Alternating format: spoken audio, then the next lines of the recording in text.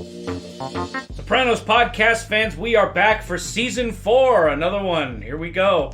This is season 4, episode 1. Raccomandazione. Everything comes to an end.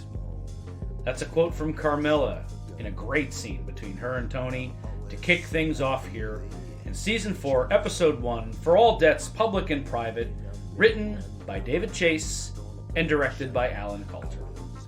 Season 4, interesting start here, guys. A lot going on as usual in a Sopranos premiere. They like to touch down on several different things in a Sopranos premiere, so it's not really your typical ABC structure. They're setting a lot of seeds. They're kind of throwing everything out there and letting them sit so that they can grow into the stories we're going to be getting over the next 13 episodes. Overall, I liked it. It's not necessarily an explosive episode from an action standpoint, but I found it quite good. I'm excited to hear your thoughts, but first, I'm Chris D'Amato. I'm Paul Mancini. And I'm Jordan Hugh. What do you think for All Debts, Public and Private? Initial gut reaction. Great episode to start off the season. It's got good energy. It is, notably, a little slower than I think I thought it might have been. And that's really interesting. It moves at a very deliberate pace. It is not at all manic. It is a little... I don't want to say off-putting. I was surprised by the approach. The approach is very slow on the lead-in, very thoughtful, very evenly paced. Mm-hmm. It's a thoughtful opening. Which is risky, considering that this had a huge gap in between seasons 3 and 4. It's the biggest gap yet that The Sopranos has had between seasons. And I think that this premiere might be one of the most watched episodes of the show as far as ratings are concerned. Yeah. So there was a lot of anticipation. So that said, it was an interesting note to come in on, given that. Yeah, the energy is good. It's just it's slow. Yes, there's some hangout aspects of this episode that are fun. I didn't like it when I first watched it. This is about 20 years ago. Not that I say that I didn't like it or I didn't like this season, but it moved too slow for me. It was too methodical. It was too thinky. The characters were too passive-aggressive. And here... what's so great about talking about it with you guys is that I get to tell on myself and talk about how much I dig this season. Beginning with this episode, beginning with kind of a methodical vibe. I like this. It is different. It can be a little bit, I wonder what's going on here. It moves a little slower, something deliberate in it. Again, atypical next to other Sopranos episodes that chop up stories, you cut back and forth. Here, instead, it's like, oh, Tony's hiding money. Then he wanders back into the house and Carmela's saying, oh, it's Rosalie's birthday, we're going to have dinner. And then you cut to the dinner. And then the dinner doesn't ramp up a bunch of things at once. It slowly gets you back in the groove. Ralphie's here. This other stuff is going on with Adriana bringing somebody by. Then in the second half, the stories crystallize a bit more. So they're taking their time. I think it works. I had a great time rewatching it. They're stepping into the pool. They're not diving in. And that's fine. That's not a criticism. I agree. It's a very deliberately paced episode. It feels in tempo. And again, this is when we say slow, folks, we're not saying that as a negative. No. Some people think, that was slow as a criticism. It's not. Slow can be good if slow serves the overall function of the story, which I think it does here. But, that said, yeah, we're wading into the pool. We're going to see how deep it goes as the season goes on. But we're not diving in head first. So that's an interesting note, and I agree. And I like where we go here, because it's a big Christopher episode, and I love Christopher. Sure. It's a big Junior episode. I like Junior. Mm-hmm. So we're dealing with two of my favorite characters here, and an interesting anxiety permeating the episode in the world of the show. It's important to note, we'll talk about this in just a second as we actually get into our beat-by-beat breakdown here, but this is the first post-9/11 episode of The Sopranos, post-9/11 season, and you feel it. Yeah. It happened in the world of The Sopranos. This Absolutely. is a fictional world, but it mirrors our own, and the World Trade Center attack happened, and it affected American life, it affected the American psyche, it affected our culture, it affected our art, it affected our financial institutions, and that fear is rumbling underneath all this. If you were to show The Sopranos to somebody in 2,000 years from now that may not know what 9/11 was entirely, it might be a little like, oh, okay, what was going on at the time? There's all this financial uncertainty. But that was a very real thing. The markets really took a hit, and American vulnerability was an idea that we weren't used to as a country, I think. Yeah. So David Chase had already acknowledged that the show had kind of a bleak view of the human condition, and this surely deepened that.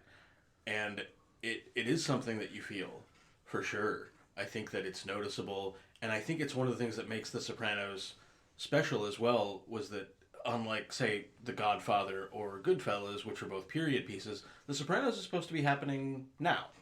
That's the way it was written, and that's the way it was executed. And it's another aspect that I really appreciate about this season and the show going forward is the post 9/11 world and the worldview. It is kind of funny to think about, because when we all first watched this show, we were watching it in real time. Yeah. It was set in the present. Now when we're viewing it, it's a period piece. Yeah, 20 years out, I think, is long enough to call it a period piece. Yeah. So, I mean, it wasn't filmed as a period. You know what I mean? Right, yeah, exactly. It's it now wasn't in period to us now. Exactly, yes. We're looking back on it with 20 years of separation of time period. So it's interesting. It's fascinating on that level. If it wasn't clear from the show, let's go from the top here. And I'm not going to start with the first scene. I'm actually going to start with the opening sequence, which we kind of take for granted. Maybe some of you skip it when you watch it on your HBO app. Maybe some of you watch it every time. I don't trust people that skip the intro to The Sopranos. I agree. There's some shows you can skip. There's some shows you can skip, and other shows you don't skip. You don't skip that intro. To me, you don't skip the Sopranos intro. I don't care that there's not new information. You watch him drive home. Yeah. That's what you do. Exactly. Yes, I agree. I would love to see somebody. I don't know if I'm sure it's been done actually. If I YouTube this, I'll see it. Someone I would love hit the to drive? see. No, a Game of Thrones style opening for the Sopranos that we touched down on like the Bing, Satrials. That'd be great. Over New Jersey. I think that would be cool. If Johnny Sack's house looking down on Tony's house. Yeah, if someone out there can cut that together, I want to see it. But I bring up the opening sequence because it's been large. While I watch it every time and I never skip it because it's a perfect bring in. Mm-hmm.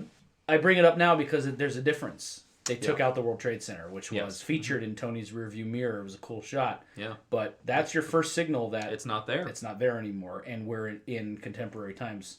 Yep. So this is like Tony's driving home, and we're getting ready to start the show. They felt the need to go in and take that out. Yeah. Mm-hmm. Well, the show is the show's always been contemporary. Yeah. The show's always been now, 1999, 2000. Mm-hmm. It's just that America had a different sense of now. Mm-hmm. After 9/11, the first couple months of Bush's administration were dull. They were like, he kind of got pushed into the office, and people were like dismissive of him. 9/11 that changed, and so did the social landscape and everything else. So this will never happen because James Gandolfini's dead, and I don't think David Chase would have any interest in something like this, even if he weren't. But if we were having like a Sopranos reunion episode that happened now, they'd keep probably a lot of the same footage from the drive because a lot of that shit's still there. That big lumberjack man, pizza land, that's all still there. But I bet Tony would have an easy pass instead of taking a ticket. Sure. Something interesting to think about. Yeah. But yeah, so there it is. And then we get into this Carmela thing. She's reading the New York Times to AJ about this story of Italian corruption and reading it to AJ. And then we get to our first episode of the season trope, Tony going down to get the paper, and we're greeted with this bizarre but appropriate music choice, the song World Destruction. And Tony picks up the paper and heads back inside. We quickly cut to a new character that we just met at the end of season 3. This character Deborah, who is posing as Danielle. She has a baby with Will Arnett, the FBI agent Will Arnett. Mm-hmm. That's the character's name. No, it's not. It's the actor. And before he was really doing anything. Yeah, this is early Will Arnett, right? He's kind of getting his career started. These are the kind of roles that I'm hoping to book in my career. That's where I'm at in my career, is trying to book these like smaller roles. You want to be a boring, forgettable FBI agent. That is the dream of every actor. Yes. So yeah, he's kind of early on in his career here, but now he's very recognizable, and it's like, oh, that's Will Arnett. He's incredibly talented. So keep your eye on these roles now when you watch TV now to see who's going to be doing the thing in a few years. Yeah, their house is incredibly conservative, scaled back in terms of style, which is in contrast to how gauche and overdone everything is about Deb/Danielle's whole approach, her makeup and the primped hair and all that, which is an interesting setup to start with. Mm-hmm. I want to get your thoughts on this scene, but just to quickly run through the events here, we touched down on them quickly. Tony has a moment in the backyard. The bushes are twitching. Oh my God, are the ducks back? Are the ducks back? Oh, it's a squirrel. Tony's visibly upset and disappointed by this. We go back inside. Carmela's encouraging AJ to read these papers and do his ethnicity project. It's your own people. I thought we were knobbly dobbly or whatever. It's a great line. Oh, AJ. And I love this exchange he has with Tony. Tony says, you better make a go of it at this new school. You got no idea what we had to do to get you in there. And the way he delivers that line, you're sort of like, what the fuck did they have to do to get AJ into a semi-normal private school? And I love this exchange where AJ said, are you passing social studies? You just reveal your own ignorance. It's fun. It's been 5 days. We haven't got grades yet. My what? My what? I reveal my own what? And he slaps him in the back of the head. I've always loved that exchange. It's very realistic, kind of father-teenage son dialogue. Even and it's like, he's being a fuck, but he's also right. Like, the semester's 5 days in, but that is something to you passing? You doing all your schoolwork there? It's just very funny. Very involved dad, as always. Yeah. And someone's at the door. Carmela checks her hair very quickly in the microwave. Chris comes in. Interesting. No hello, Chris, from Carmela. Her first sentence is, where's Furio? Just something to note. Little primping. Yeah, she checks herself out to prepare for maybe Furio's coming in the door. So it looks like Carmela's got a little crush. Carmela's got a crush. Little crushy crush. But poor I'm Chris. sure it's harmless. Don't worry about it. So any thoughts on this opening? This first sequence here, the scene in the kitchen. It's a nice way to get us back into the Soprano house. No Meadow, but we feel immediately pulled back into the domestic situation, don't we? We do. Carmela's reading from the paper earlier, something for maybe AJ's school report. This idea of Raccomandazione is brought up, right, which is a practice that's going on in Italy, which is special treatment from government officials in exchange for favors, which, of course, is Tony's business, particularly relating to anyone that he has to bribe in any official capacity. So there's the very obvious irony there that she's bringing this up as something good for AJ to be reporting on. Right.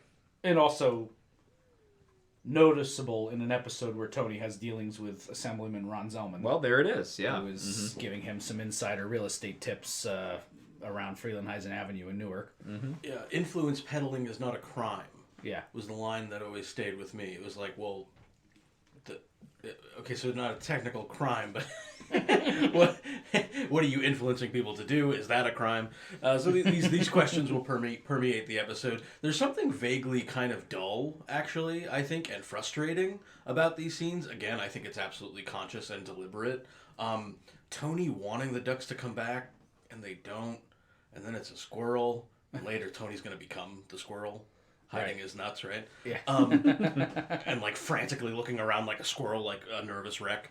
And again, I think it's a deliberate setup that is setting up this stuff and this new world that the characters live in that doesn't necessarily pay things off right away, but instead I think there's a sense of menace that's a bit more broad.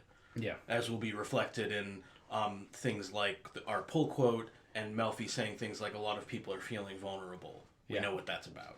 And, in kind of maybe thinking of this episode, maybe not exactly parallel to, but certainly a sister episode to Mr. Ruggerio's Neighborhood, the feds are back in a big way. Yeah. And there is paranoia is really something that is back on the show, in a huge way now. When Christopher is driving Tony, as we'll see in a moment, it's constantly I think the feds are behind us. I think the feds are behind us. Yeah. It's not unjustified. This is not a lamp in the basement. This is a legit problem. Right. We know Junior's trial is looming. We got Danielle running around. The feds have gone from nuisance to threat. Yeah. In a really substantial way on the show. Yes. Yeah. And that's how it must be in the mob. You have these periods where it's I it's haven't ebb heard and from flow, the feds right? in a while. Yeah. It was we were hugely dealing with the feds during the whole Big Pussy situation at the end of season 2. Yep. And then they went away for a bit, and now they're back. Yep. Very funny. We're in the car. Chris is driving. He's griping. It's just I'm driving again. Tony, they're bickering. They're not in a good place. This is petty bickering from two people who know each other really well but don't get along right now. And a lot of that is probably still held over from the Jackie Jr. situation. Right. Chris questioned him and brought their love into question. Right. So, yeah, you get the sense they're not doing I well. loved you, past tense. Yeah. Tony hasn't gotten over that yet. Yep. Yeah. But we'll get back to it. But you're right, the paranoia. He's checking the rear view. The guy, they were watching a car, but the car was turning off, and then the scene buttons with nuns. I guess it could be undercover feds, and then cut to an actual undercover fed. Yeah. Twice. Yeah. He says they could be undercover nuns, but they could be undercover feds, but I doubt it. And two aspects of there's two feminine figures that Tony falls for both immediately, and they're both a threat. Yeah. Also in this scene, when this is a father-son thing. Yeah. As will be evinced by what Tony is setting Chris up for in the second half. And one of the things he says, trying to again create this image, Chris immediately thinks that I'm being compared all negative, but he's trying to build up to something. Obviously, total Tony-esque manipulation. He says of Dickie Moltisanti, Chris's father, he single-handedly hunted down that New England crew, brought the war home to them up there. That's a post 9/11 thing. I think we got to bring the war to them. That is the new heroic. That is part of the American consciousness, and I think it's deliberate that Tony sets it up. Get them there so they don't get us here. Exactly. Yeah, that was a big part of the political strategy post 9/11 and the war on terror and all that happened. Very good pull, Paul. And it's important to note that this is the most we've heard about Dickie Moltisanti at this point. Chris's dad, a legend, a mentor to Tony. We're getting a sense of who he was. Just a quick note for general podcasting housekeeping purposes. Dickie Moltisanti is the main character in the Many Saints of Newark film that just came out in 2021. We are going to cover that on the show, but as far as referencing things that may have been touched upon in that film, just so you know, our audience, we're not going to go there. We are going to have a separate episode at some point, specifically breaking down the Many Saints of Newark, but we're not going to go there here. We're going to take the episode as is, as if you were just watching through the series. And in fact, having now seen it, I would also recommend any new fans not watch the Many Saints of Newark before anything on the show. That's just my advice. Or maybe ever. Well, we'll get into it another time. We will have. All right. But yes, so Many Saints of Newark we will cover at some point. But when we're talking about Dickie Moltisanti and that's it, this is what we're talking about. Just things that have been referenced on the show, and we're going to keep it that way for now. So yeah, we're hearing about this Dickie Moltisanti, and that's obviously going to come back later in the episode. Yeah, and so we cut back to the undercover fed. Danielle's getting her hair ready. The baby likes it. Will said, I think he likes your hair better that way. Very cute. Very cute baby, too, by the way. I always like when babies show up in TV shows because they're cute. I love this next part, by the way. This part reminds me of my grandfather. My grandfather, as an older man, would be very flirty with pretty young women in offices or, when he came to visit me at college, any pretty girl that walked by, he was like smiling at and making cute old man comments, not like creepy, pervy comments, but Junior flirting with this nurse is my everything. It just makes me so smile. Don't get started. Oh, you want to see my finish. Chris, let me die now. Yeah. They cancel my appointment. If a man can't voice to a beautiful woman the zephyrs that are blowing through his mind. He's a poet in a way, Uncle Junior. He really is. He's the Shakespeare quoter when we got him, and for a guy who dropping cunts and fucks and twats and all this shit that he drops in very funny ways, he also is quite articulate, and I love that about him. But the meat of the scene is they go into this doctor's office, Dr. Shrek's office, where they have their meetings in private, and the trial's coming up. What does Junior need from Tony? He needs more money. He breaks down all his expenses. $50,000 the cocksuckers are charging for the audibility experts and some new lackey from Harvard and all this shit, racking up $1 million for this trial. I love his. It's such a great cheap old Italian man thing to be like. I told him, can't we just have one fucking meet and all read from the same sheet of paper? The entire forest in the Northwest was to give its life for this one fucking trial. But Tony can't bend. This theme of money is coming up over and over. I got kids in private school. Can't do it. Anything. Junior's like, even a one-time hit. Something Tony can't do it. God damn it. Tony says, get your shy running right. That's what you should be concerned about. And he storms out. Thoughts on this? Business is tough. Yeah. At first I was like, is Tony just being a dick to Uncle Junior? And then I was like, he is. But also, I think finances are strained. I think both things are true. Yeah, they are, and it's a complicated world, and everybody's lying. So and Tony, think of their problems. Their problems are not the same. Financial problems being a used-up old gangster who is a cancer survivor and is about to go on trial for your life, in effect. Mm-hmm. And having 2 kids in private school are both problems. They're not the same problems. The second problem is a nice problem to have. Now, sure. I don't think Tony has $1 million to just hand Uncle Junior, though. No, but he's not asking for $1 million. Right. He's at he wants a higher percentage, a different arrangement. Right, 10 points or something like that. Yeah. Not to mention, we're going to get to this, but in another sequence, in 5-10 minutes, he'll have a whole different theory on Uncle Junior because he's talking to a different group of people. Right. So I have no idea who to trust or how. I'm sure, I do think that the money problems are real, but I think that Tony, also in the other storyline, is manipulating things to make people think a certain way. So there's also something that happens in catastrophic situations like 9/11 or big disasters thing. I'm going to give a personal story from the pandemic. When the pandemic first started and everything shut down and there were lines outside grocery stores, on one hand, a lot of the shit going on in the stores was scary. Like, oh my God, they're out of this. People are lined up outside the store. And it's like, oh my God, there is genuine scarcity and things are fucked up in the supply chain. But at the same time, my freezer was the most full it had been because I panic bought a bunch of shit. So it was like this idea of I actually, in my actual tangible life, had an abundance of food that I don't normally have in the house just in case something got fucked up and I couldn't shop or whatever. But at the same time, there was that fear of oh my God, it's not enough is there. So I think it's both. I think Tony obviously has tons of resources on hand and perhaps maybe could help Junior, but that fear of the underlying instability is there. Tony sorry. Tony reminded me of A Hit is a Hit in this episode with both the squirreling the money away and when he says to, very topical line at the time, to Carmela, we don't have those Enron type connections. Again, Tony not being liquid, not being legit is a problem.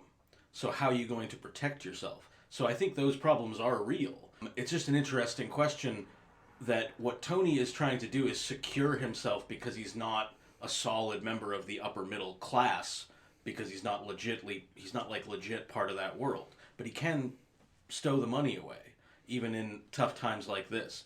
So again, I think it's I agree with you that I think the fears are real. I think it's a fear of a different kind. Junior's life is kind of circling the drain here. And Tony, as he says, I'm already more successful now than my uncle ever was. Yeah. He's trying to solidify that position. Yep. Were you going to say something?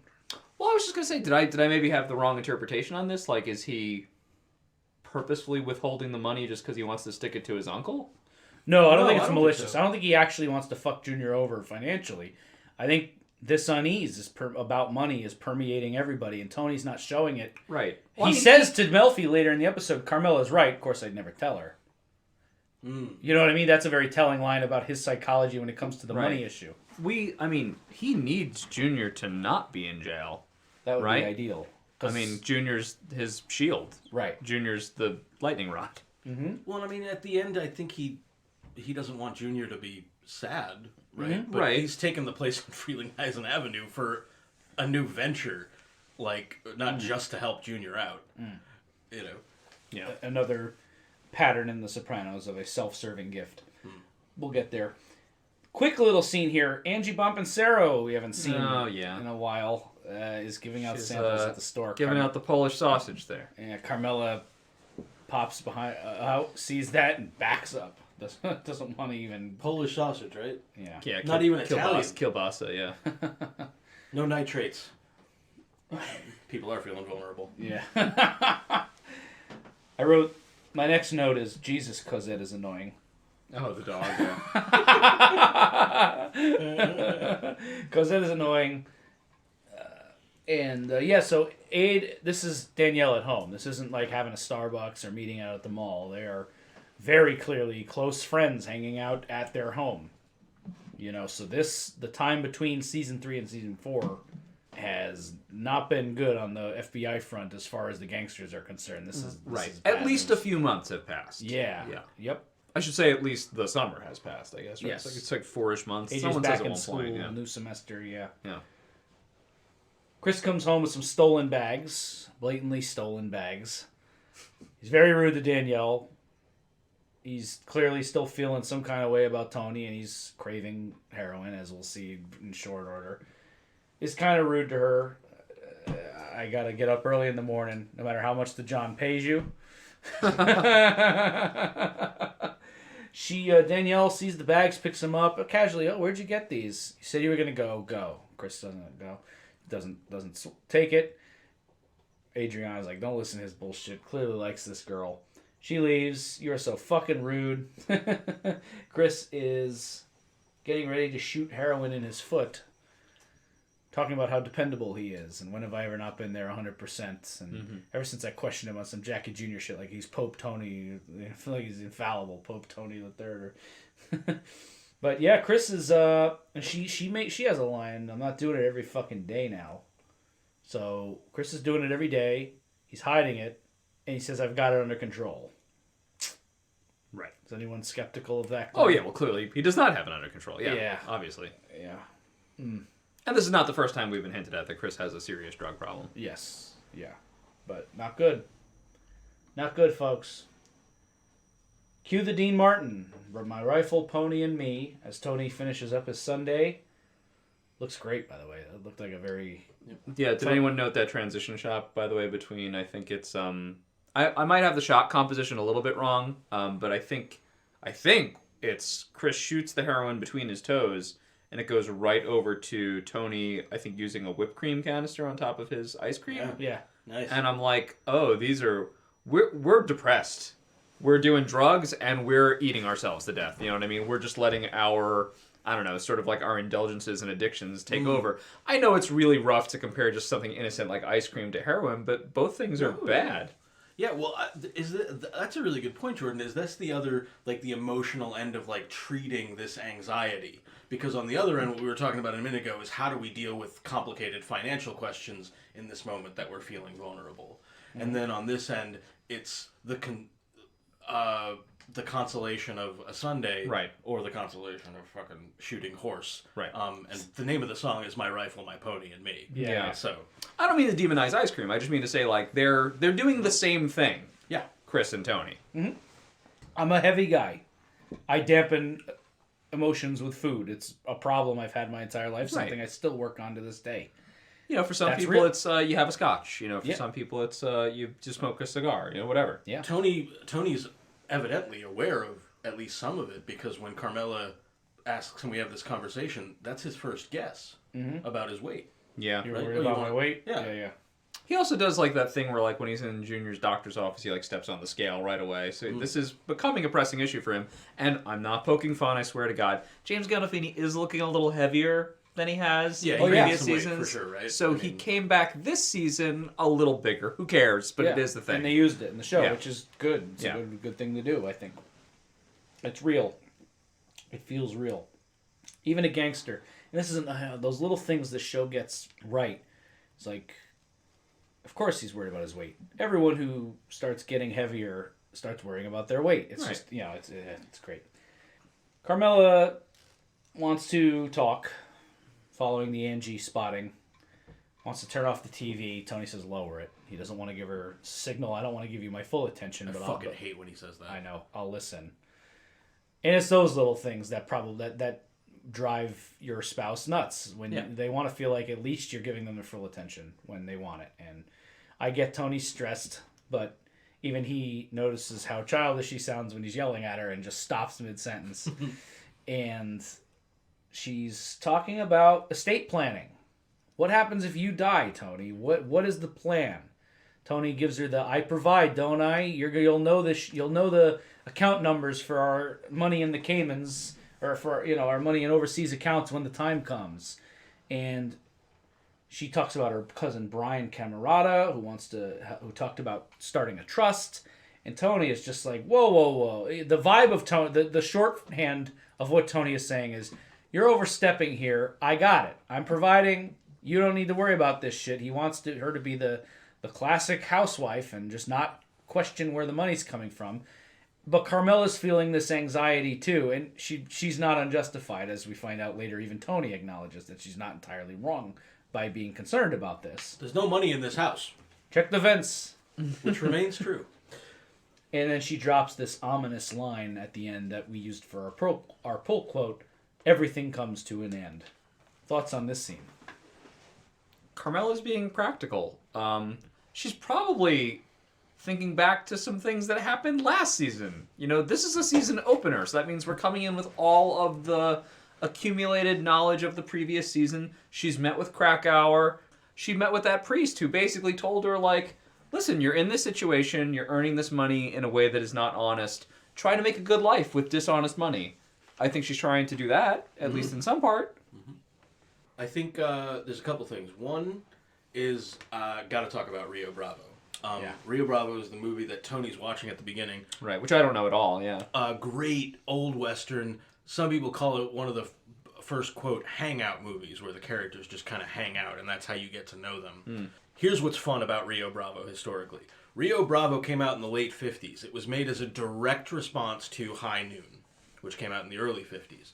High Noon is the movie that people most associate Gary Cooper with. It was late in his career, was a big, huge hit. It was a different kind of Western at the time, and among the many things about it, it was a bit of a different Western in depicting the town as corrupt, as opposed to just the bad guys as corrupt. Gary Cooper goes around the town asking for people to help him fight the bad guys, and nobody will. Howard Hawks and John Wayne, sort of reactionary in their outlook on this, thought that that's not what a real man should do. A real man should just do his duty. So in Rio Bravo, the good guys don't ask for any help. They just hang out and wait for the bad guys to show up. Also in High Noon, horrible thing, heaven forfend. Sorry, these reactionary guys were kind of misogynistic dicks. Grace Kelly shoots one of the bad guys in High Noon. The wife, the blonde woman, helps out the good guy and fires a gun.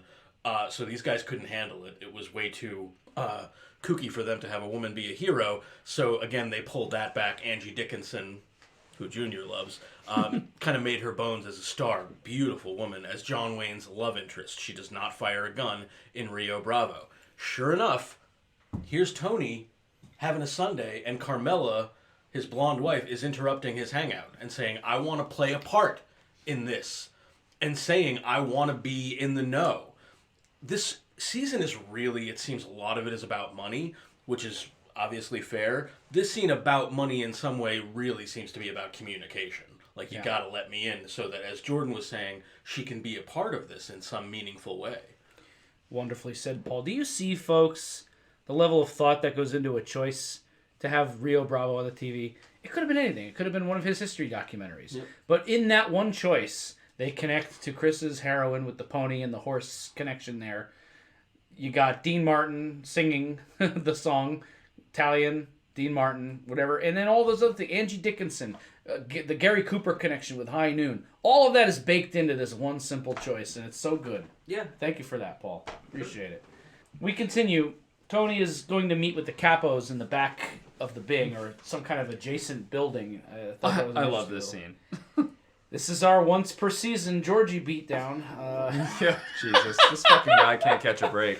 He's so dumb. You've got to feel bad for him. This was not anything malicious on George's part. He wasn't sassing Tony. He's just too dumb to realize that he was about to get his ass kicked. And Sylvia, I love the moment when Silvio knows Tony is going to lose it. Georgie, be quiet. And they start walking away. Just ice tone. It dilutes the drinks. Especially scotch. Beats him with the fucking bucket. Oh my god, and the shit he call him? Waste it all, fucking John D. Rockefeller, waste it all! Oh. It's sad, but it's funny. It's just, that's dark comedy. Georgie, be quiet. Yeah, it's good.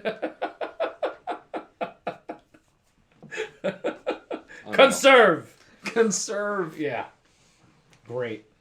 So he goes to this back building, this back area here that we've never seen before, and we have in attendance Ralph Cifaretto, capo, top earner, looking great. Mm-hmm. He was already well coiffed. This is a step up. He's been making more money. He's, dressing a certain kind of way. The white suit, he looked fucking great. I wanted that outfit. You got Alley Boy, Albert Albert Barisi, Larry Boy's brother, the guy who repeats himself several times in some of the seasons past, or repeats the things that other characters say to him. Paulie called him a parakeet, I think. You have Ray Curto, who is one of the original 5 captains that we meet in season 1, who has, don't forget, they never touch on it, but is technically an FBI snitch. Right. And we can assume as viewers may or may not be wearing a wire at any time. Correct. You have to at least assume it's possible. And a character I don't believe we've seen on the show at this point until now, Carlo Gervasi, who is the other guy sitting there. I have no idea who this is. Yeah, he's a new character that we've just seen, but has a, quote, top-tier position, so he must be a capo. The show does this periodically, and by now we kind of ignore it. Right. We're just kind of like, yeah, it's another guy. You'll see this guy pop up here and there, and you know, he's there. He's one of the captains now. Tony's chewing him out. This is a classic boss ass chewing, right? This is, where's the fucking money? Why is there zero growth in this family's receipts? I don't want to hear about the fucking economy. He has Silvio break it down. What 2 businesses are recession-proof since time immemorial? Certain aspects of show business and our thing. Tony says it's a pyramid, calls out Allie, some kind of deal that died on the vine. It petered out. Tony's pissed here, and he reminds them of their, quote, duty to that man. I shouldn't have to come here hatting him. My uncle, the boss of this family, is on trial for his life, and what you people are kicking up to him is a fucking disgrace. I shouldn't have to come in here hat in hand, reminding you about your duty to that man. Thoughts on this? It's so different what he communicates to Junior and then what he says to everybody else. Why is that? I don't really know. And it's different than the tone he had with Carmela. Right. With Carmela, he's trying to calm her down. Here, it seems like from the business standpoint, he needs these guys. Maybe Ralphie is a funny exception to this, but for the most part, they need to pick it up somehow. Yeah, I don't know. Yeah, For all debts, public and private. There's private dealings, there's public dealings. What are you doing with this money that you have to show people? What are you showing versus what you're keeping private? Right. I think it's all part of the theme there that he just has to put on airs for whoever he's talking to and cater to, and make that determination. I think there's a little bit of an assumption, at least there was from me, that maybe they're all being little squirrels in a way. That they're all scared of the times and they're not kicking up the extra money they have that they normally would. And they're making plans for themselves. And I love that. I think that's part of why Tony's starting to shake their trees and be like, I know there's fucking money somewhere. Where is it? You guys have started to hide yours too. That's the problem. Go out there, crack some fucking heads, create some fucking earners out there. All that means, generally, though, like, you know, is I better start seeing thicker envelopes. That's the message here to the boys. Yeah. I don't care where the fuck you get it. Those envelopes got to start fattening up. Yeah, I mean, what you tell people in this world in particular in The Sopranos is often, if not always, self-serving.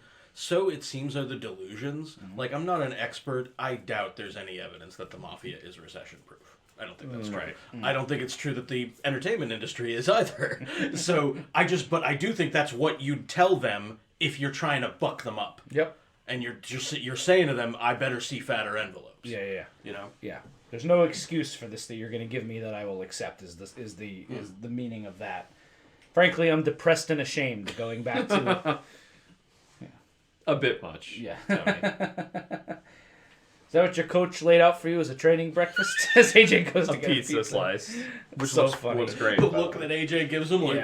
Yeah. Which is funny, but it also made me a little sad because it did bring me back to the time Tony excoriated AJ for the way he was eating. It was a and then cold pasta, back, I think, right? But then came back with his apology with a full pizza.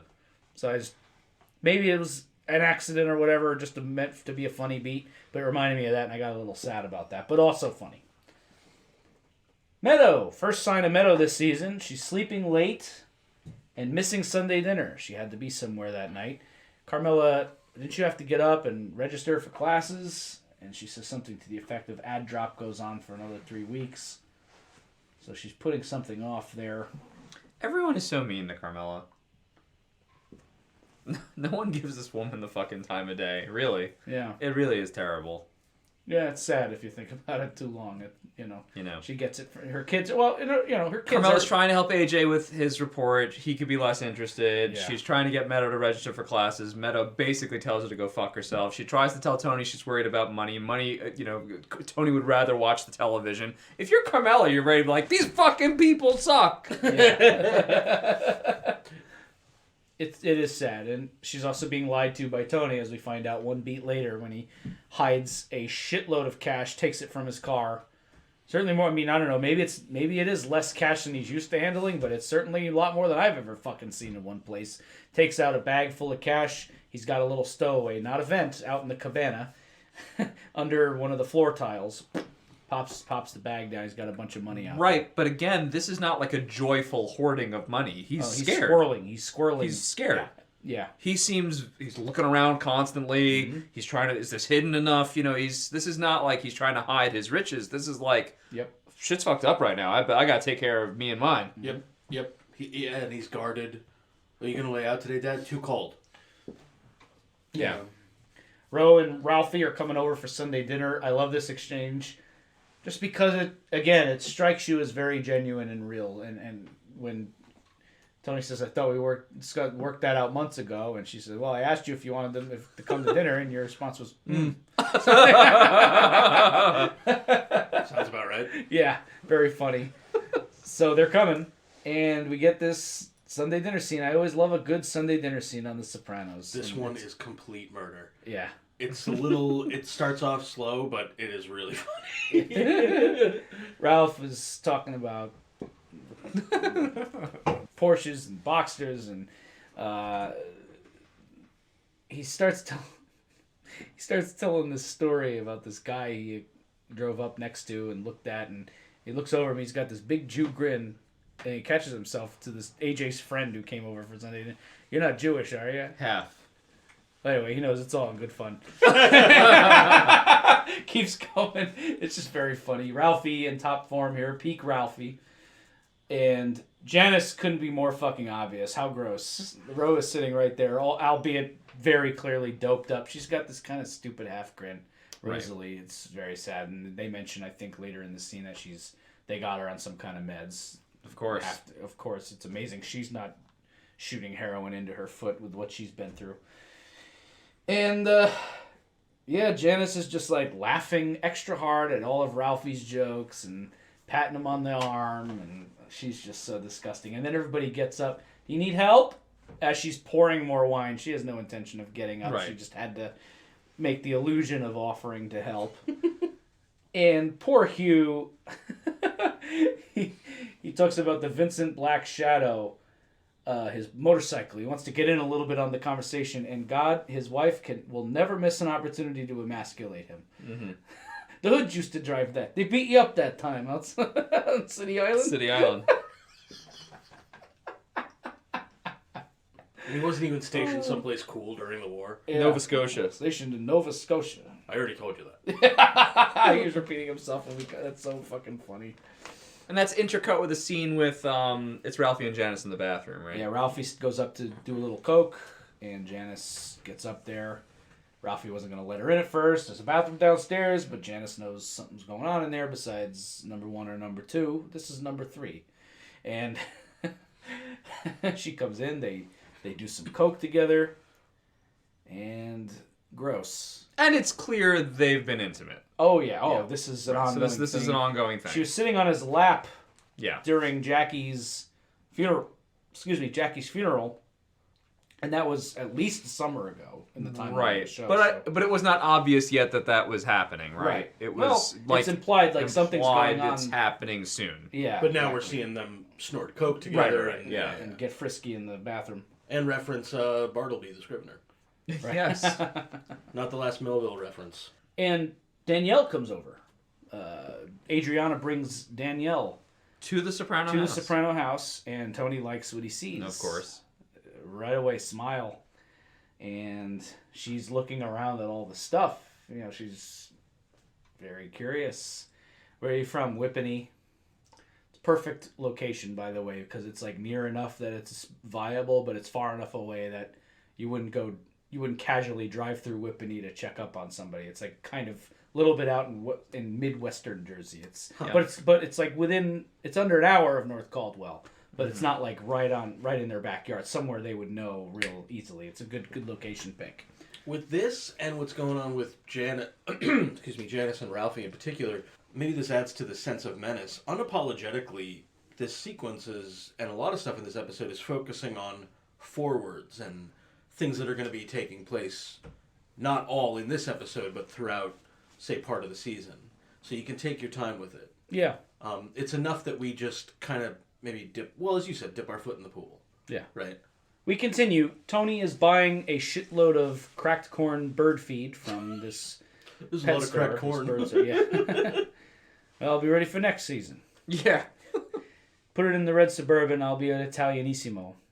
And heads over there to meet Assemblyman Zellman, who we met in season 3 briefly. This guy's such a scumbag. Oh, yeah. He really is. He's your crooked politician. Perfectly cast. Perfectly cast. Loved him from last season, sure. I love that the name of the place is Italianissimo. Yeah. If people don't know, issimo is a suffix in the Italian language that means like very or remarkably. Like, oh, that woman is very beautiful, bellissima, as opposed to bella. So this place is not just Italian, it's quite Italian. It's so Italian that the font is exactly the same as the wild bird feed place. This would be how Jersey would hide a treasure of an Italian restaurant, just put it in a strip mall. Yes. So, yeah, and then they have the meeting inside. Yep. And to put a quick recap on the substance of the meeting, he's helping Tony. He's mentioning that there's going to be an Omni Hotel in the Riverfront Esplanade that's going to add all kinds of shops and cool shit there, and also some redevelopment happening along Frelinghuysen Avenue. Mentioning to Tony that, hey, even I'm going to be picking up some stuff through a shell company. He's got it all figured out. He's got ways to benefit from his knowledge that he gains as an assemblyman to benefit himself. But this is fiction. I'm sure nothing like that happens in the real world ever. Yeah. Yeah. Tony laments that his father wasn't able to get in on Tribeca. Tribeca, That was happening. Yep, yeah. now it's Tribeca. And Tony mentions that Junior has some property along Frelinghuysen Avenue. Right. Interesting. Opportunity has just come up. Who's going to quibble with patriotic entrepreneurism? Yeah. I remember you. Junior was at the singing, back at it again. Charming as ever. I find it charming. I don't know. I wonder when the Sopranos podcast is going to take another Bella Giornata to the city called Atlanta. Anytime. The nurse mentions this is her last day. Junior's saddened by that. She's going back to school. Interesting. We see this character, Murph. We're going to get a little bit more of him later in the episode. He seems to be handling a lot of Junior's... Old man Murph. Old man Murph. Love his voice, love his mustache, and sometimes he's got food on the front of his shirt, the poor bastard. When Junior was the real boss of the family, or sorry, when he was almost the real boss of the family, Murph reminds me of like one of those guys that'd be sitting in that old diner with him. Do you know what I mean? I don't think he was actually there, but it was like one. It was like he's someone who's like a relic from the old days that was probably hot in Junior's time, but now it's not. Yeah, You know. exactly. Yes, you're completely correct with that vibe. Yeah. They decide they're going to move Bobby up. I like when Junior picks his little moments to assert the idea that he's somehow still the boss of the family. I wasn't asking, I was telling. But Tony agrees, so it's going to happen anyway. It's not going to be a fight. They decide to bring him in. Speaking of weight loss, and again, they're going to deal with this in the scene at the diner shortly, but Bobby, we mentioned, has they put a fat pack on him for season 2. He's actually fatter than he originally was. He's a heavier guy, Steve Sharipa, thicker guy. I'm sure he'd agree. And they've removed it now. He no longer has a fat pack, so he's looking slimmer to the fans at the same time Tony's gaining weight. So they bring him in. I love this shot of the doctor in his own office, and they kind of give like an annoyed look, like, what the fuck are you doing? Door shut. You know, this isn't his office while they're there, although that's going to get turned around very soon. And Tony is putting the money in the bird feed. This is why he was getting the bird feed. Yeah, maybe he was hoping for some ducks, but this was the real purpose. He wasn't wild about that cabana hiding place. He wanted to get it somewhere else. Yeah. So he puts it somewhere Carmela or the kids wouldn't step on a loose tile and maybe accidentally figure it out. Carmela's not going to go anywhere near the bird feed, right?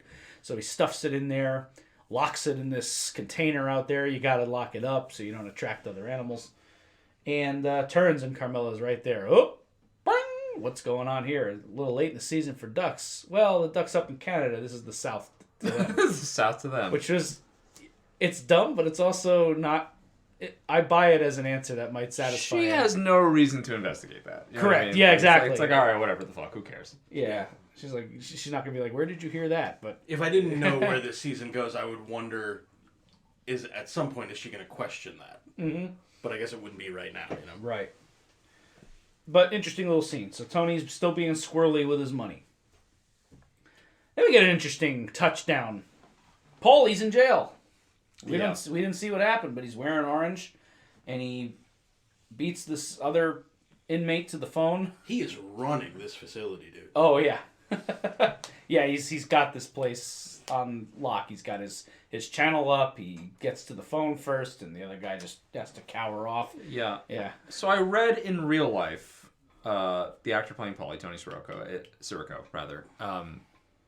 Did he break his back? He had a back injury that needed surgery. And David Chase needed to find a way to not write him out of the early part of the to season. limit the amount of days he was working. Yeah. So, but this is very believable, natural storyline, makes sense. These guys are in and out of the can all the time on shit like this. And right. The story he gives Johnny Sack, honestly, it makes sense. You don't feel gypped for having missed Paulie's arrest. It's like, oh, he got pulled over with a gun that under the seat, so they have deniability about who in the car owned it, and it was used in some unsolved murder. He probably bought it out of somebody's fucking trunk, or maybe it wasn't his gun. It might have been someone else in the car. Yeah, I love how unfazed Paulie is by being in prison. Like it's really just like, I've been here a million times. Fuck it, whatever. Mm-hmm. Actually, in the Sopranos world, we don't know that much about Paulie's storyline other than that he spent time in the military and he spent time in prison. Yeah, and he's kind of fine with those things. Yep, he's used to that government structure in his life. He can handle it. This is the guy who claimed he could do a couple thousand years in purgatory standing on his head, like a couple of days here. And he'd probably have purgatory running the same way he had his prison running. Don't touch that. My program's coming on.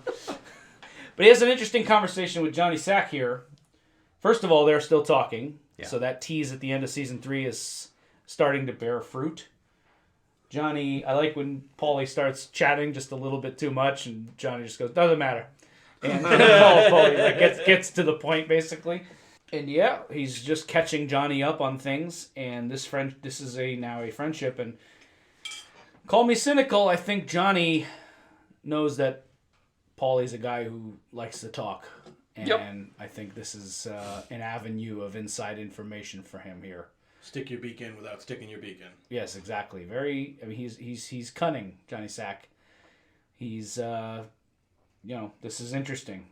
We're gonna see where this goes, but Paulie is not going away. He's just gonna be in this prison for now, and says, "Don't let me rot in here, John." So they're gonna be talking again. Yeah, it's funny. It's a nice structure because it lets us know the competency of Johnny Sack as well. Like Johnny Sack's guy's like he's very good at his job. Yeah.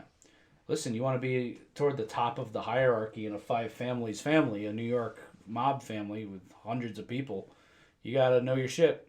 He's savvy, no doubt about it. But it's fun watching him work Paulie and Paulie not getting it.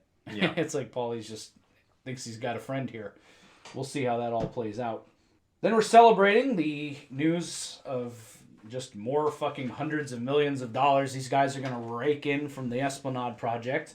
Tony's meeting with Carmine, got a bunch of guys there, Ralph, Furio, Christopher. Again, probably nice problems to have. Yeah. As compared to Junior. When he calls Carmela, he says, I got to work tonight. Looks like really hard work. Yeah. And of course, that's speaking again to the sadness and loneliness of Carmela, that moment after the call when, she blows the kiss, but then she just turns off all the burners. Right, because no one's going to appreciate this probably beautiful dinner she's making, so forget it. I hate when Carmela's delicious-looking food doesn't get... Nothing will ever be as bad as her throwing out that delicious pasta outside of in Father the garbage Phil's can, church. Yeah, right. But we've never recovered. I still think about that. And, so the girls from Icelandic Air. Are these, what's the deal here? Are these flight attendants, or what is this? I had a moment to contemplate the ridiculousness of this. I was like, I think they do work for the airline. Yeah, that's really funny then. Yeah. Why not? Because there would be, the gimmick is too silly otherwise. Right. It's like, this service provides call girls who are authentically from Scandinavia who dress as flight. No, they're flight attendants. They want to party. That's really funny. I love that. They seem to actually really kind of like the dumb dad joke that he does. Yep. I do think it's kind of funny. You do it, you'll clean it up. Reykjavik. And obviously Tony's not done playing around. Right. Still likes fucking around. Yep. Always. They all like fucking around. This next exchange just kills me. Carmine and Tony. They're saying their goodbyes, whatever. They're, calling it a night. And Carmine says, "Oh, one other thing.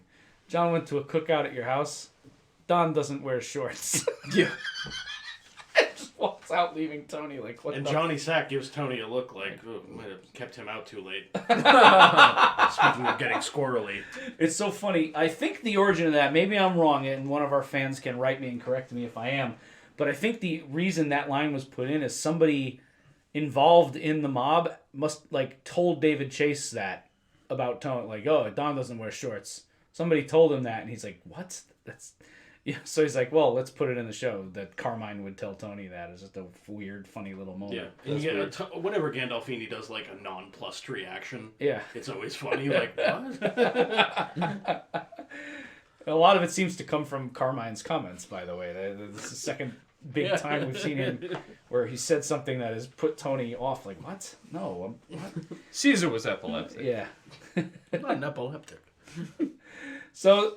the fact that we've kind of come to the reasonable agreement that these are real flight attendants, it's kind of outrageous what this suite has turned into. Somehow. Drugs and lesbian shows. Like, Tony is watching this lesbian show in the dark. Chris is doing fucking smoking heroin in the bathroom.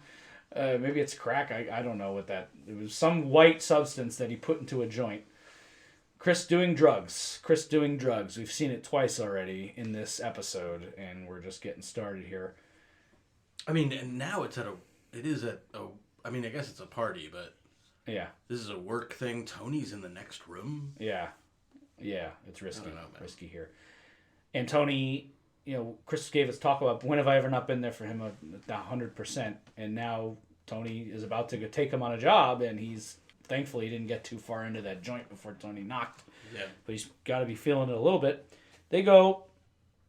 Love the shot of Ralph nude with the fez. Yeah. Yeah. Just a very funny shot. His night ended a long time ago. Murph tries to sneak out on Junior while he's kind of dozed watching TV. Where are you going? Phone rings. Murph picks up. I love Murph's voice. This makes me smile. Hello.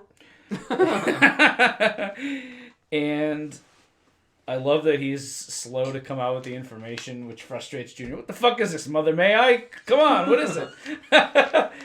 And boom, the flirty nurse. I pieced it together right away. They do clarify it later on. I did not.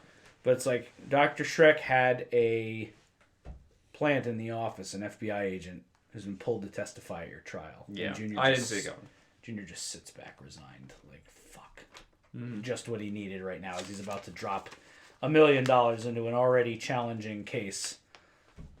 Somebody who was right there. Boom. Not good.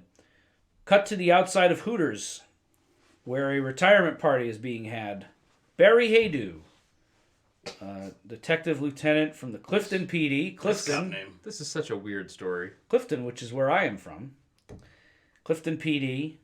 And the story goes that Dickie Moltisanti was killed by this guy at behest of a man named Jilly Ruffalo, who Dickie Moltisanti stabbed in the eye after a scuffle between Jilly Ruffalo and Dickie's cellmate, Loyal, your old man. Stabbed him in the eye so bad he couldn't be fitted for a glass one. Correct. And he was getting into the house. Chris thought it was, what was it?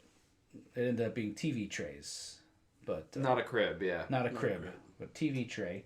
And this is like gangland legend kind of stuff. The story of Dickie Moltisanti, it's not clear maybe exactly who happened, what happened, who did it, what the circumstances of it were. But Tony's telling him, this is the guy who killed your dad. Yeah. Here's how it happened. Here's the info. And Chris is like, what? That's him with the sombrero? Yeah, I'm a little meh on this storyline. Not because it's like poorly written or anything like that. I'm not I'm not caught up to Tony into what he's doing here. You know what I mean? I'm like... We're going to get insight on it very shortly in our first therapy scene of season 4. Right. Mm-hmm. Where he talks about his process of ingratiating Christopher to him. Mm-hmm. The question, really, the mystery... So it's... Tony's motivation for doing this is pretty clear to me. He wants to cement Chris's loyalty. I think why this cop? I think the mystery that is left is this actually the guy who did it, or just Tony just want to dispose of some guy who's lost his usefulness?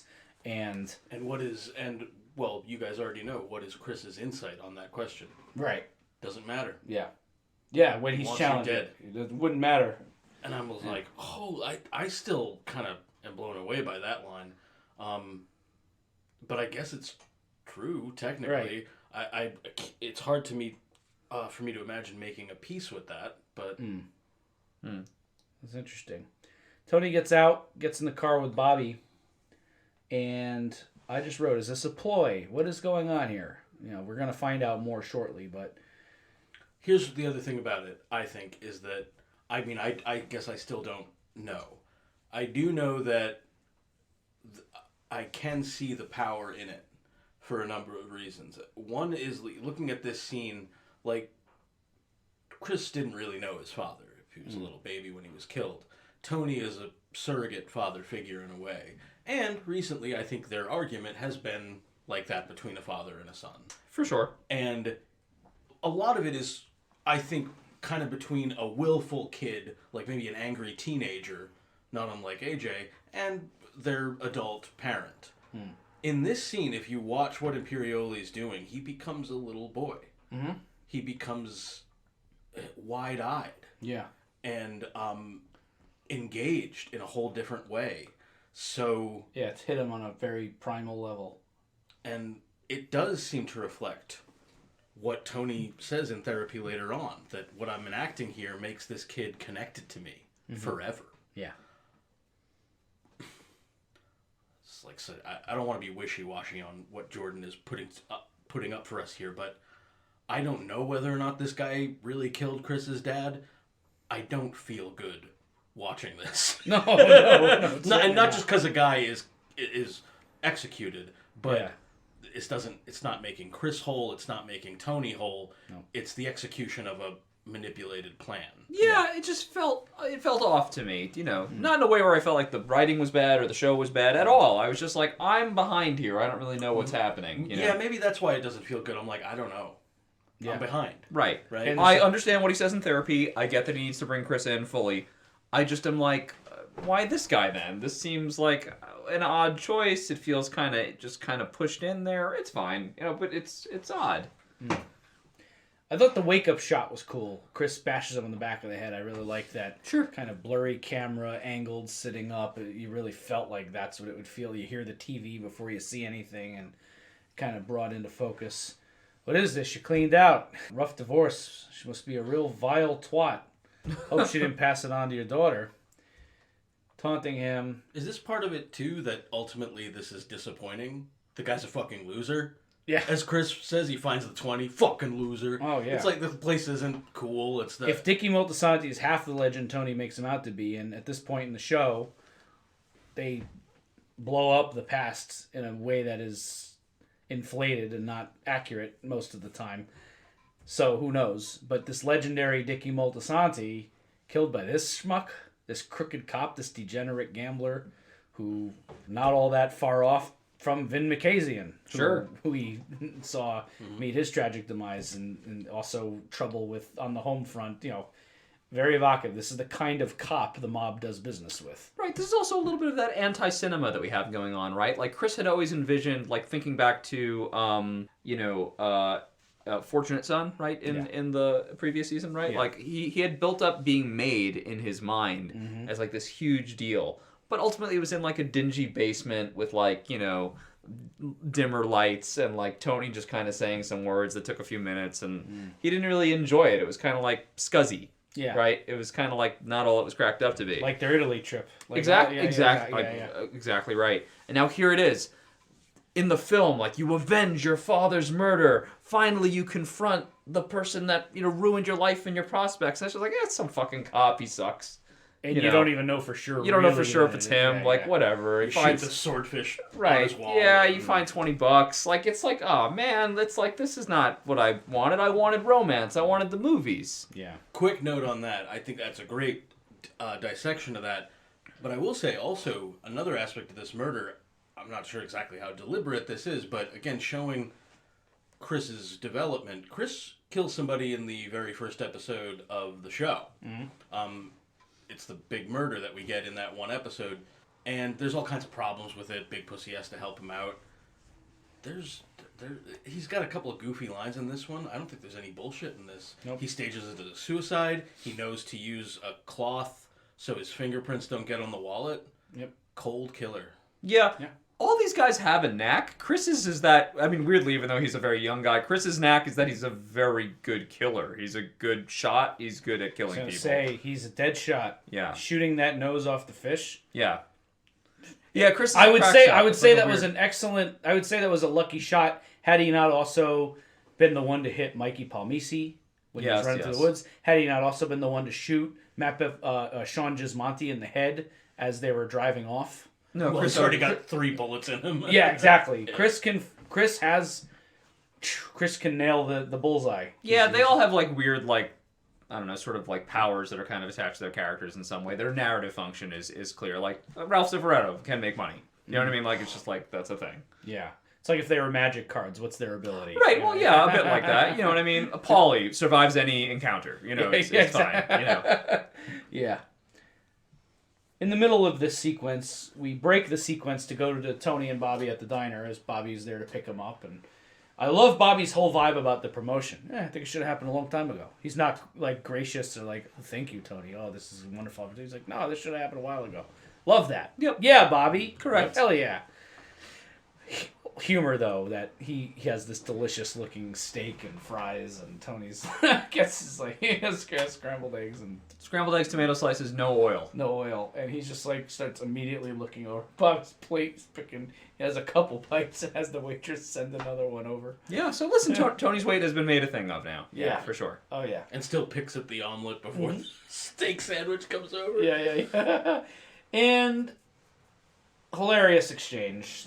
This is pure comedy in the midst of what is happening at Officer Haydu's house. Quasimodo predicted all this. What? Quasimodo, Nostradamus, and Notre Dame. 2 different things completely. Oh, right. Nostradamus. Yeah. And Bobby keeps it going. The back thing with Notre Dame, the hunchback, and then there's your halfback, getting your quarterback in Notre Dame. Stupid fucking. There must be a small part of Tony during this exchange that might be questioning the promotion at this moment. But yeah, he kills Barry Haydu, takes his $20, stages it as a suicide. After Haydu infers something. Are you inferring Yeah. that he's Yeah. looking for implying? Yeah. But He didn't take money from Julie Ruffalo to kill my dad, who was bringing in a TV tray for me to watch TV. And yeah, we're still left with this mystery and that exchange where he says, you know, you're being set up, wouldn't make a difference, he wants you dead. And Barry doesn't survive this encounter. It's over. There's your catharsis, $20, fucking loser. Cut to Carmela watching a news report of some random wise guy in Freehold, New Jersey who got killed in some kind of street exchange with a bunch of money, and Carmela just rubs her face. She must think anytime one of these mob shootings happens somewhere in the Garden State that she sees on the news, it has to evoke the same thought. Sure. And how often is Tony still out when the 11 o'clock news is on? That's also true. You know, yeah. Right. And One she day says she's thinking it's going to be him. Yeah. Yep. Isolated, alienated stuff. We go back to juniors. Murph breaks the news to Tony and Bobby, again having to be cajoled and sped up because he's not doing it fast enough for their liking. Poor guy. And Junior cursing in front of Bobby's kids. yeah. We meet Karen, Bobby's wife Karen. She's very sweet. She's making Junior She's breakfast. nothing but nice to him. Yeah, she's like extremely pleasant. Mm-hmm. Fucking Grand Central Station! Sorry, dear. I like when Murph says, we thought he had some kind. I'm paraphrasing. We had some kind of heart issue. Turned out to be gas. And Junior's response was, "Why don't you broadcast on Joe Franklin? Tell the whole fucking tri-state area." Junior, my kids. I love Bobby Jr. coming up. Dad, he doesn't have cable. That's such a thing a little kid would be upset about at an old person's house. That's just so funny. Karen is very sweet, makes him a delicious looking plate of eggs and some kind of breakfast meat and toast. And look great. I would have that. Thanks, dear, but Junior's not eating. Bobby and Karen, Tony says, "Get out of here. I want to talk to my uncle." They're going through it. It has to have been the nurse, right? Yeah. Well, how much could she really have heard? You better hope nothing, because you were involved in all, every fucking one. Tony gets mad. We linger on him for a little second. There's a moment of genuine anxiety on Tony, and he projects it back. How would you fall for that flirty shit? That's the point.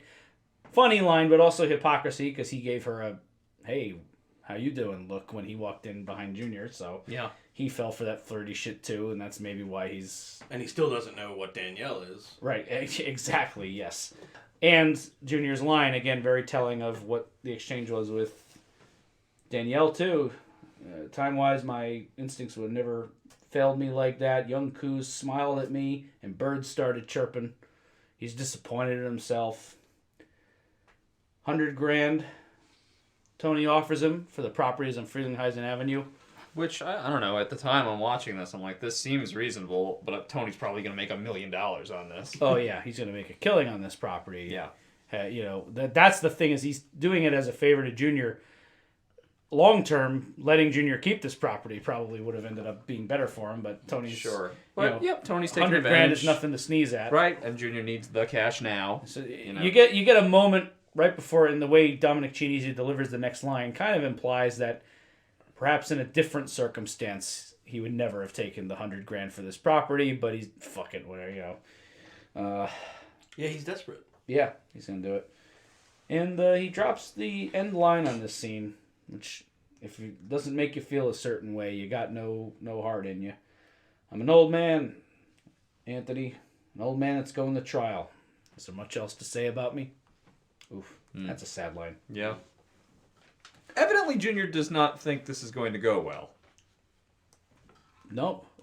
Well, for the simple reason, he's guilty. He's a part of a criminal conspiracy. Sure. He's guilty of everything they're charging him with. And the evidence is overwhelming. Right. A whole forest in the Northwest must have given its life for this trial. Yeah, that's evidence against you that they're looking at, Junior. You're in big trouble. He is in big trouble. In a major RICO case, the feds don't like to lose those.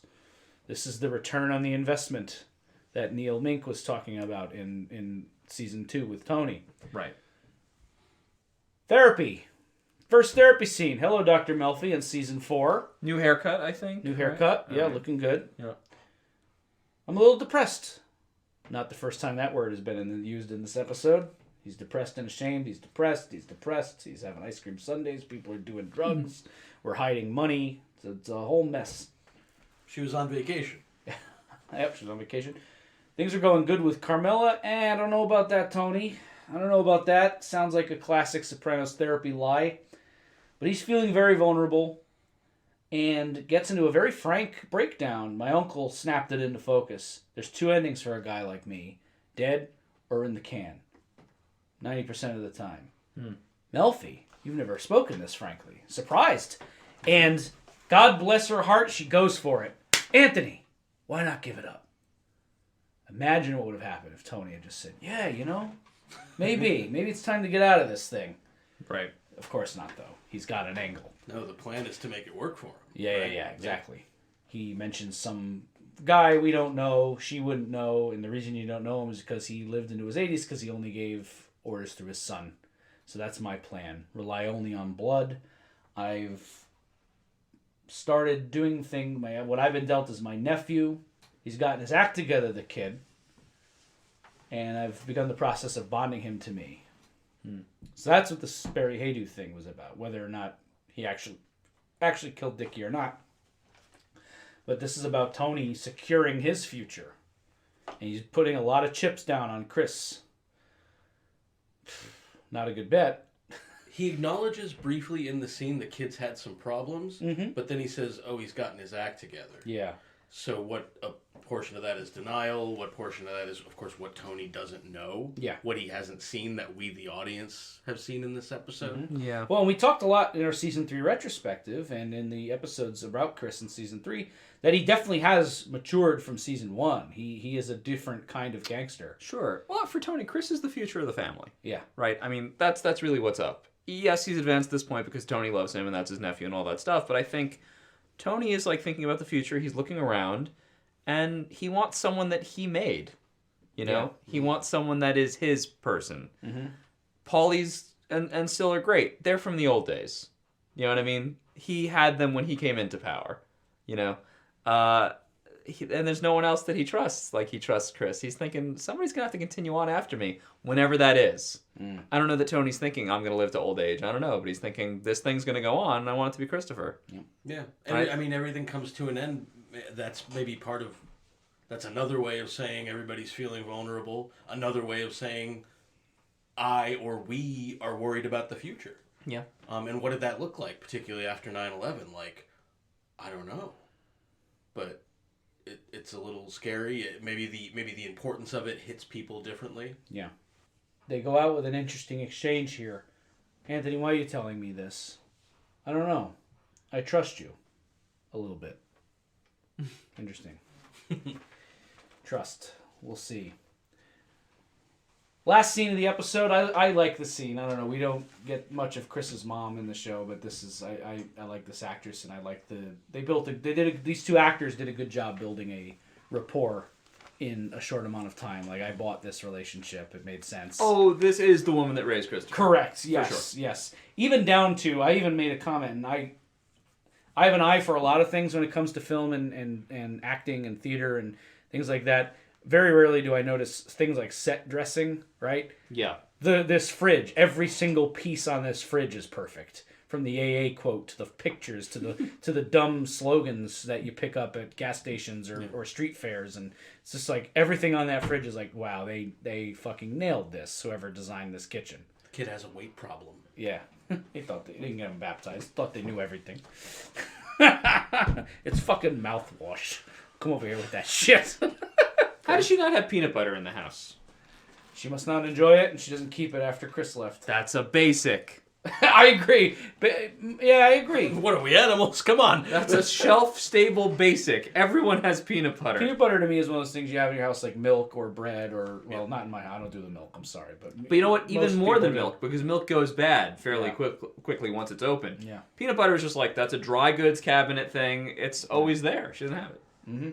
What about grabbing like a case of peanut butter and just going at it with a spoon? Is that okay? Yeah. I do it. That's America to me. Yeah. I do it. Yeah. All right. I've been known to do it from time to time. All right. We're telling the truth here. Oh yeah. There's no lies. We're on truth this show. tellers here. We're not on the the Sopranos podcast. I love her first line to him. Do you ever do anything like, or one of her first lines? Do you ever do anything like a normal person? There is a bell. He just broke into her house while she's sleeping. It's his mother, so it worked out. But like, that must be a picture of Imperioli's real dad, or Imperioli himself that they made him look. Okay. I have to think it's one of the two, but right. All right. That is just looked like him. That is an Imperioli in that picture. Okay. Yeah, it has to be. I mean, that nose. Yeah. Come on. He's a very distinct looking person. Yes. There's nobody out there that they got a body double for. He's a good looking guy, but he's all nose. Yeah. Yep. Natural canopy. They have that thing, that weight problem, 8 years old, good dialogue. Do you ever miss Dad when he was in jail or since he's been dead? Chris is kind of melancholy here and happy about what he did, but he wants to... It's a touching thing here that he does. She gets emotional and says, "Did I ever saddle you with a stepfather?" And Chris decides to leave when she doesn't have peanut butter. That's all right. I gotta go. You watch that Bailey's. She says, "Look who's talking." Mother knows her son. Yeah. He's not clean and sober right now either. And he has a moment as he's about to walk out. The first few notes of World Destruction kick up, the song we started the episode with. Takes out Barry Haydu's 20, pins it on the fridge. This bill for all debts, public and private. Did this 20 cover the debt that Chris thinks he just paid off? I don't know.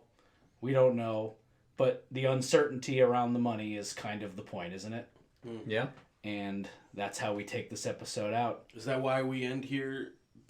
So that we can come back to this debt and I guess what Chris is trying to assign meaning to here? Yeah.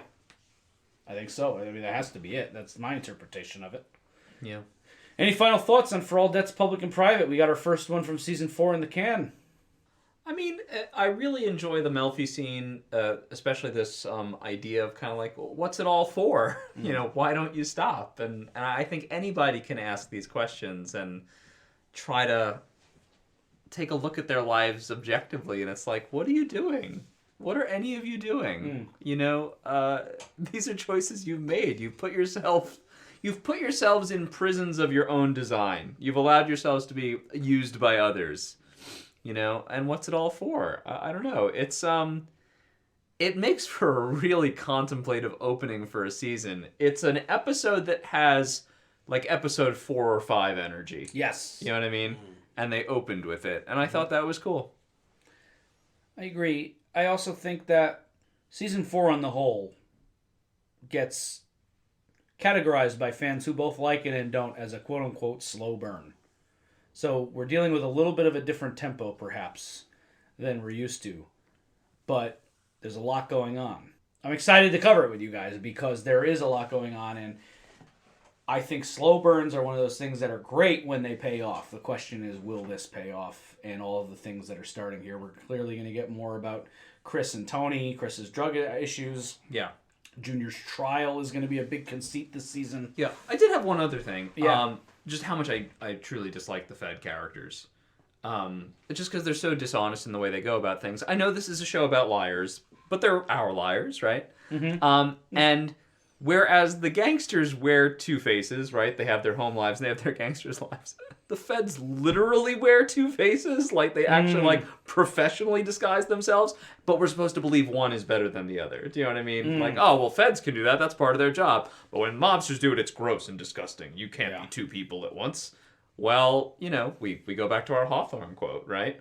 Yeah. Which is which, and who's to say? This season is unapologetically, more than any other season, about money. And the other seasons have been about money in big ways. So they named this episode after what appears on, I think all currency, and the ending zooms in on Jackson's face, and it looks to me kind of like the seeing eyes of Nostradamus. And yes. The other thing about this last scene, it parallels the first scene in the episode, breakfast scene with the mother and the son. And Chris's mother is an embodiment of Carmela's fear. What happens when you get left behind? And she's wasted away. So Carmela's onto something. And how do you repay these more difficult debts that aren't part of a market value? Markets are like money. And how do we spend money here on property? What about non-market values like love and fidelity and trust? It's hard to build those back when you just lie. So what is Christopher trying to rebuild in this scene? And it doesn't really work. So I think we're working on a lot of different stuff here, and it made for... I think you guys are right that it's quite a slow burn, but it's a powerful opening, and I'm so happy to tell on myself and tell my 20-year-old self, hey, why don't you shut the fuck up? You know what you're talking about. Best show ever. That's right. Well said, gentlemen. And with that, we're going to be back next time with a Season 4 favorite of mine, a low-key favorite of mine from Season 4. We'll talk about why in the episode No Show. But that's next. I'm Chris D'Amato. I'm Paul Mancini. And I'm Jordan Hugh. And we'll see you next time for No Show. You gonna tell me you never pondered that? Got myself a gun.